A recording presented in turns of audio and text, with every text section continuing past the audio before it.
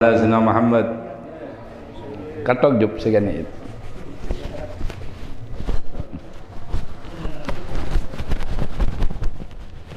Assalamualaikum warahmatullahi taala wabarakatuh. Waalaikumsalam. Seganan ruting, seganan tanang. Boy.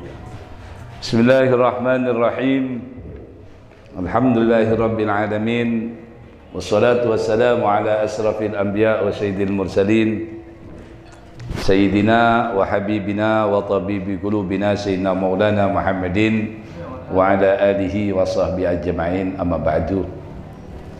Sebatan kalau hormatin Tretan Ustaz Munawar, ketua daripada Majelis Khatmil Quran Hidayah Ar-Rahmani, juga para asatid, para kancah dari Jamiah Khatmil Quran.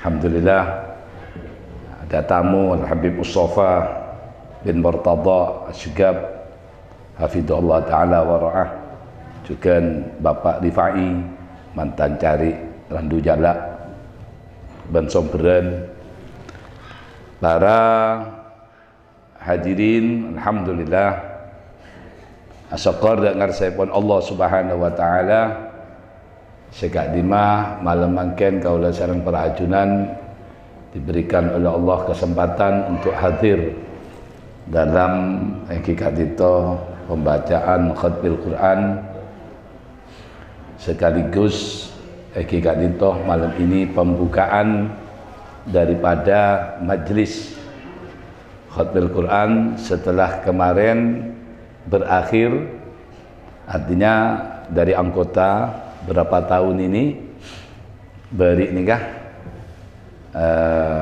Rebu 2 minggu yang lalu Jambon Samsul, dan sekarang di rumah saya dimulai kembali pas malam ini spesial untuk Hari Ibu nikah tanggal 2 ekor nikah nah karena status kepin. Sekaligus saya akan terangkan supaya kita tidak melupakan jasa ibu kita pada kita.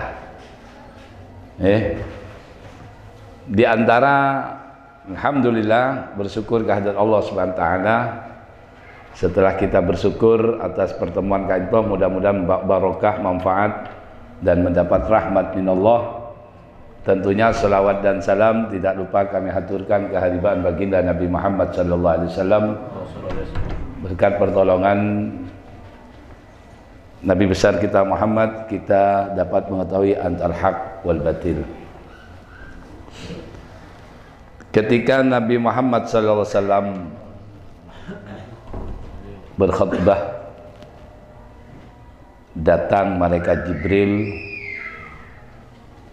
Di antaranya doa malaikat Jibril dan yang mengucapkan amin Nabi Muhammad sallallahu alaihi wasallam. Panjang hadisnya, cuma kita ambil bagaimana qala Jibril ya Muhammad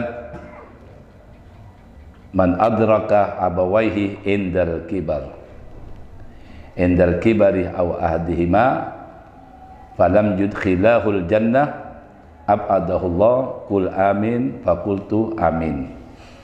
Hadis akhrajahul Bukhari wa Ibnu Huzaimah fi sahihihi wa Ibnu Hibban fi sahihihi wa ghairihim min hadis Abi Hurairah radhiyallahu taala anhu. Hadis dari Abu Hurairah,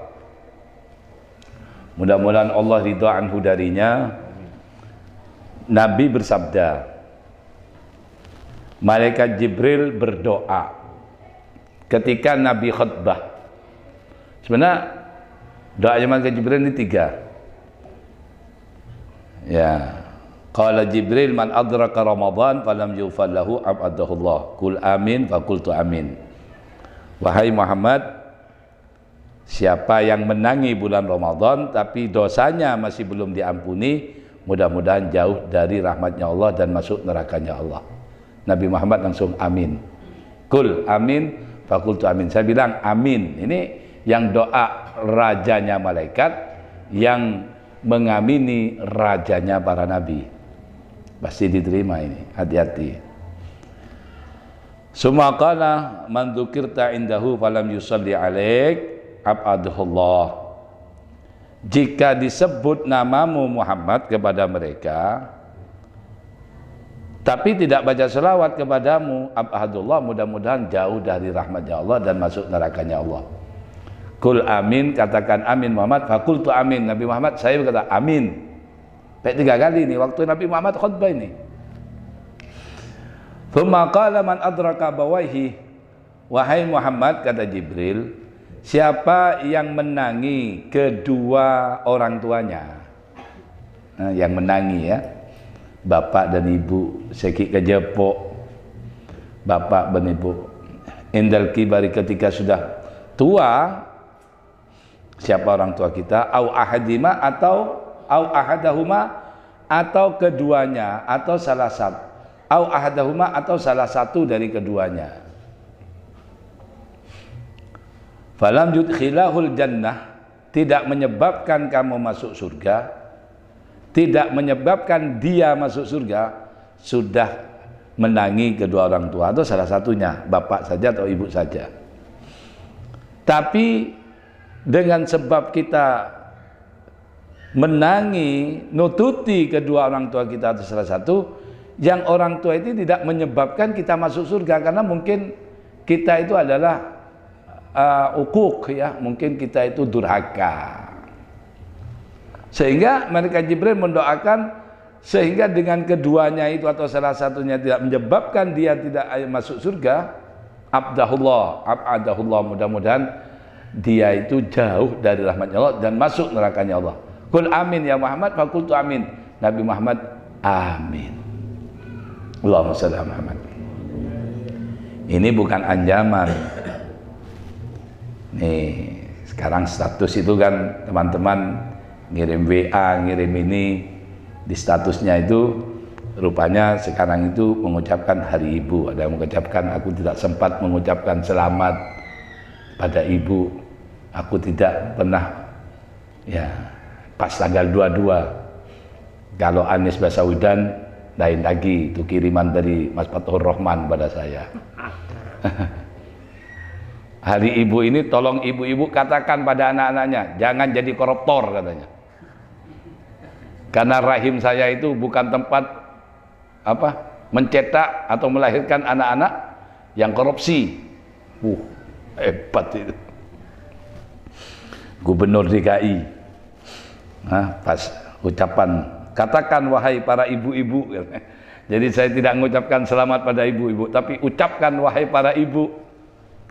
Saya tidak melahirkan koruptor karena rahim saya bukan mencetak untuk menjadi orang-orang yang korupsi.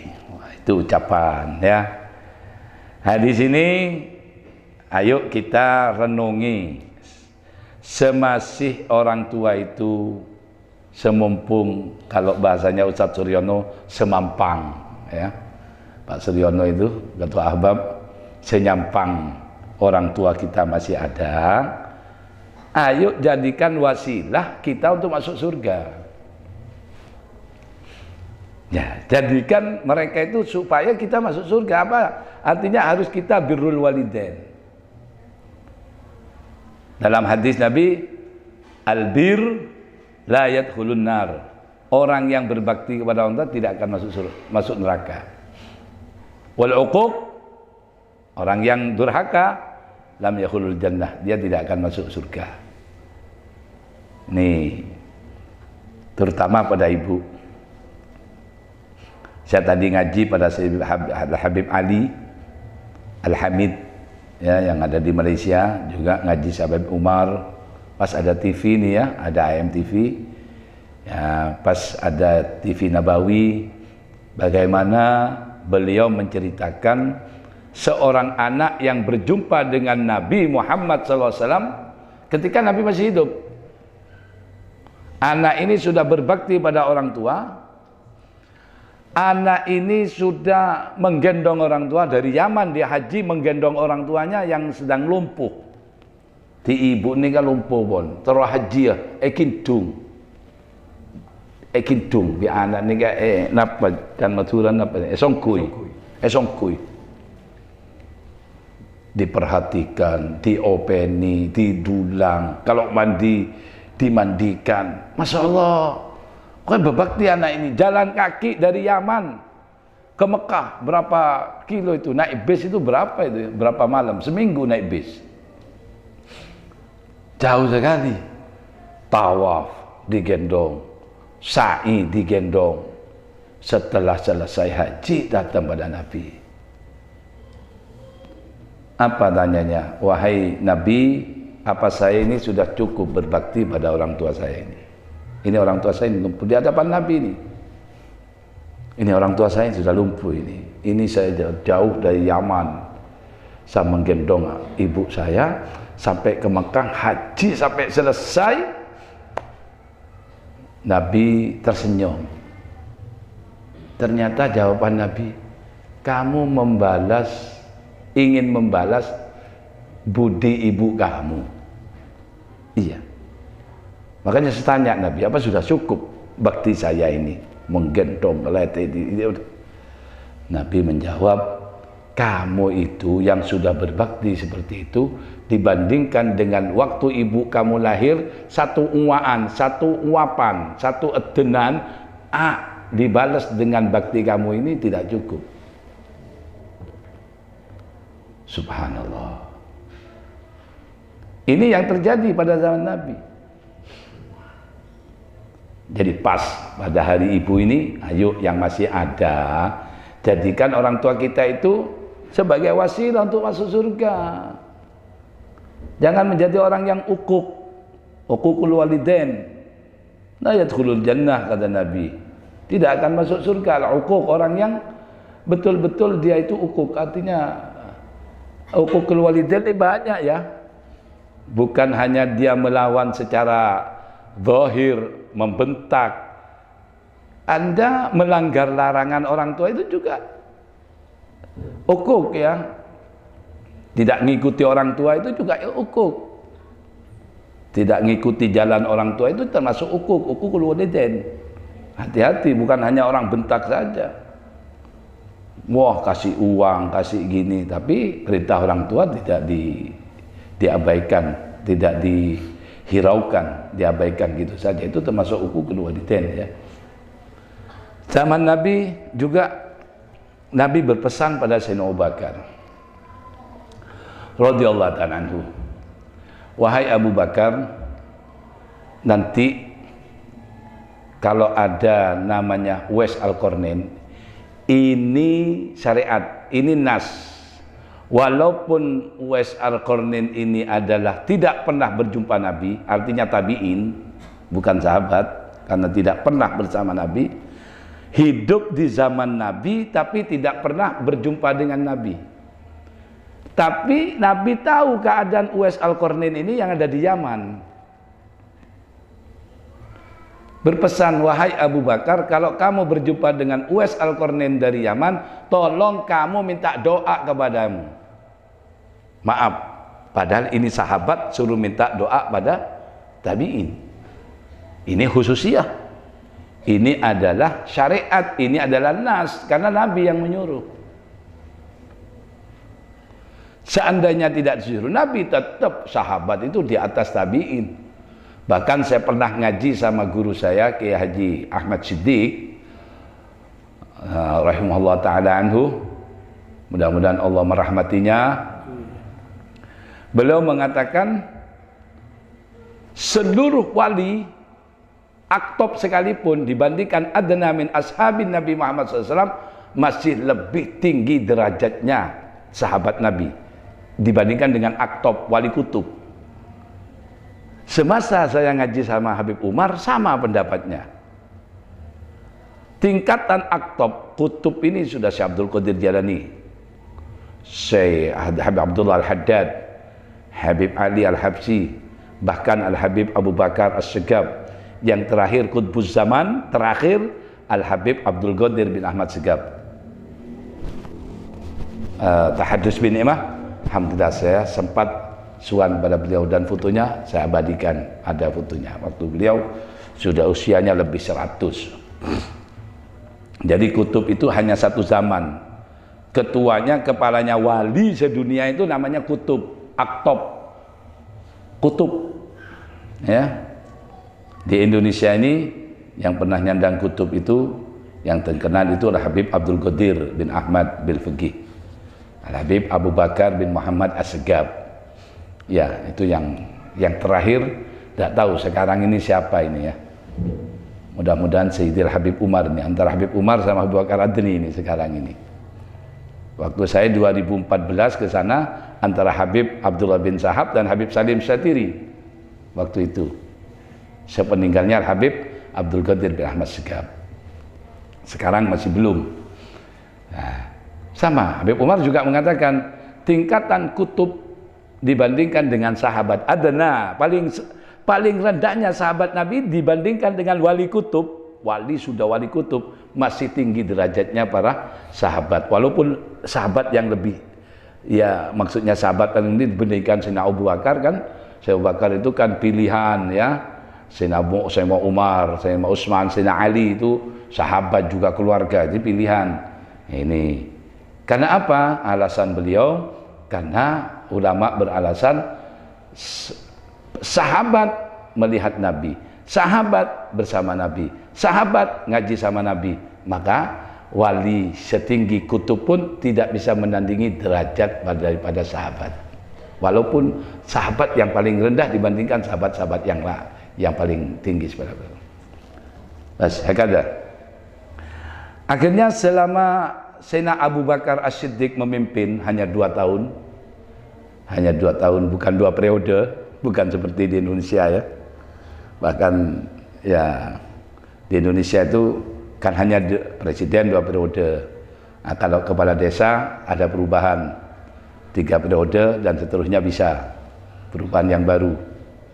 Ya, tahu saya. Ya, namanya bukan Al-Quran, undang-undang diciptakan manusia ya begitu. Bisa jadi undang-undang presiden juga bisa 3 periode ya, bisa berubah juga gitu kan, undang-undang diciptakan manusia itu. Akhirnya tidak berjumpa sezaman hadza. Apa alasan Nabi? Uwais Al-Qarnin itu doanya itu mustajab. Bahkan ada apa tanda gitu ya. Tanda itu besar, ada di punggung gitu ya. Karena doanya sampai kecil gitu. Disisakan karena ada sabdanya Nabi. Ciri-cirinya pokoknya ada apa bahasa Indonesia tanda ini ya. Ya, tanda itu dah. Apa ya? Sampai Sayyidina Abu Bakar meninggal tidak berjumpa dengan Uwais Al-Qarnin. Baru setelah Sayyidina Umar berpesan Sayyidina Abu Bakar, wahai Umar, nanti kalau kamu itu bertemu dengan Uwais Al-Qarnin, Nabi berpesan suruh banyak minta doa kepadanya. Nah, ini Nabi berpesan suruh minta doa sama Uwais Al-Qarnin.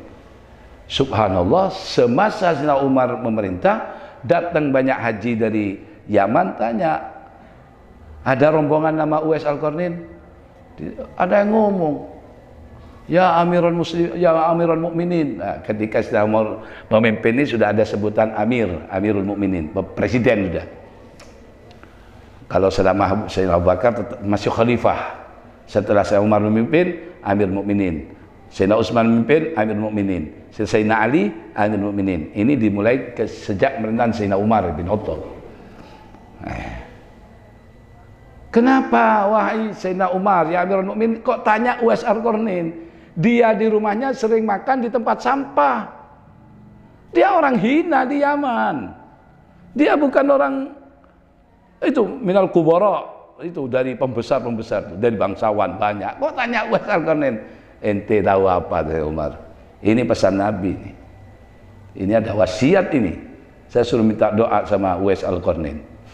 Dicari betul ada Uwais Al-Qarnin, dipanggil sama Umar. Takut Uwais Al-Qarnin mendekat. Ada apa wahai Amir? Punya salah apa saya? Lah, kamu sekarang doa. Lah saya kok suruh doa. Ini Nabi berwasiat kepada Sayyidina Abu Bakar. Bakar wasiat pada saya. Kamu harus doa. Ini perintah Nabi. Karena doa kamu mustajab. Doa Uwais Al-Qarnin. Kemudian Sayyidina Umar tanya, Uwais Al-Qarnin, apa yang menyebabkan kamu ini punya kedudukan mulia seperti ini? kamu belum pernah jumpa Nabi, tapi Nabi sudah tahu keadaan kamu. Qal ya Amirul Mukminin, wahai Sina Umar, saya ini rindu pada Nabi. Setiap orang datang haji saya tanya, gimana Nabi Muhammad? Diceritakan ganteng, tampan, begini, sopan, indah. Hati saya ingin berjumpa Nabi, tapi saya punya ibu tua yang tidak bisa saya tinggal, Sayyidina Umar. Saya perlu merawat ibu saya, Sayyidina Umar, sehingga saya waktu ibu saya masih ada, saya tidak sempat berjumpa. Saya ingin ketemu Nabi. Saya punya ibu, Sayyidina Umar, saya punya ibu tua, sudah lumpuh, sudah kalau makan didulang, kalau ini tidak bisa tinggal, Sayyidina Umar. Oh, ini yang menyebabkan kamu mulia. Walaupun tidak pernah berjumpa Nabi, karena sebab dia berbakti pada orang tua, malaikat Jibril menyampaikan, Allah menyampaikan lewat malaikat Jibril ngasih tahu Nabi Muhammad SAW, ini kemuliaan Uwais Al-Qarnin, tidak pernah jumpa Nabi, tapi Nabi sudah menerima kabar, suruh minta doa kepada Uwais Al-Qarnin. Sahabat suruh minta doa sama, padahal ini tabi'in ini. Sahabat itu orang yang melihat Nabi dan ikut Nabi, itu sahabat. Kalau tabi'in itu santrinya Nabi. So, bagaimana ini? Coba lihat. Kemuliaan seperti ini akan kita sia-siakan yang masih punya ibu ini. Jangan Anda menyesal setelah ibu meninggal, tuh saya kurang berbakti pada ibu. Lah, ada saatnya, jangan ditunda. Jangan ditunda. Banyak cerita-cerita seperti ini. Masya Allah. Ini pas saya baca statusnya Mas Nizar juga ya. Are Begaibun. Ini adalah ibu saya yang panjang indah kata-katanya. Ya. Tapi jangan hanya kata-kata ya. Harus diungkapkan dengan perbuatan. Ya. Kalau lagunya Subhan itu subhanallah ya. Nanti Mas mat are apal biasanya. Hah? Di saat saya pernah nangis lagu ini waktu di undangan mana? Ustadz siapa itu? Jauh pal sama masuk hutan itu. Ustadz Iwan yang di situ tuh, yang ada Habib Simpang Ibul masuk. Pas di sana di hutan lagu itu tak terbayang rintahan tangismu di saat ada lah. Enggak belum datang. Belum. Lagunya itu bagus ya. Iya, anak pas di situ Kampung Ibul. Walas. Nah, ini fungsinya media ya. Ini teman-teman ini tolong Cak Hudri itu yang bisa Ivan apa itu belajar ya. Jadi pidato-pidato ini yang bermanfaat tuh ambil, potong, jangan panjang-panjang, semenit bagus sekarang ini. Orang sekarang bosan, ngidengaki pengajian sejam bosan. Dipotong ya. Saya sempat semalam berbincang-bincang dengan Ustadz Hasan Ismail Al-Muhdar sama Akhi Nausin, ini adik saya dari Palembang, satu ibu dengan saya. Pas datang, istrinya orang Bondowoso. Mana Pangkal Pinang, mana Bondowoso. Ya, itu kata Bang Romai Rama itu, garam di laut, asam di gunung. Di dapur ketemu gitu.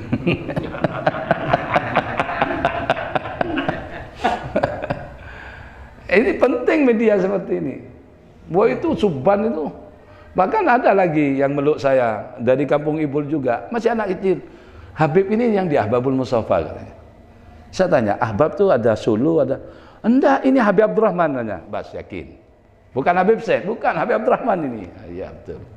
Habib saya enggak tahu bahasanya Habib itu. Saya kalau ceramah bahasa Madura biasanya. Tapi sekarang sudah mulai dikasih bahasa Indonesia. Karena yang nonton YouTube ini, kemarin saya sama santri perempuan, ya pagi Senin ya, Senin yang lalu, itu yang nonton tembus 4.000 pagi itu. Jadi nafi ini, manfaat YouTube ini. Ya digunakan jelek boleh, ada ya. Bukan boleh digunakan jelek ya bisa. Maksud maaf kok mau boleh, saya tidak boleh. Digunakan jelek tidak boleh. Artinya Digunakan jelek bisa, baik bisa. Dan saya kan, ayo sekarang ini ya, teman-teman ini dari anggota tim Hadrah ini ada yang belajar. Itu Misbah itu mana apa itu? YouTuber itu. Ada datang. Itu berapa subscribe-nya? Berapa lah, Bah? Hah? 55.000. Aku. Hah? Nyalep lah. Oleh sudah. Nah ini. Nah ini seperti ini nih, cerita-cerita sini. Ayo. Ini Nabi sudah bersabda, masih ya banyak ya. Saya ngambil nih dalam kisah Nafahat Ramadan ya, yang dikarang Al-Allamah Ad-Da'i Ilallah Al-Habib Muhammad bin Abdullah Al-Haddar. Ini yang ngarang kitab nih mertuanya Habib Umar. Masih banyak di sini ya. Mudah-mudahan yang sedikit ini bawa manfaat ya. Yang masih ada orang tuanya, ayo gandeng tuanah neng jong cek jelenan neng jong bo mbian nih napa mak bodoh men gua senawi ya pon ya marah Allahumma Muhammad. Ini untuk malam Rabu yang akan datang sudah mulai dikocok lagi. Tadi ada usulan ini, bagaimana Rebu yang akan datang ini pas pelepasan panitia katanya.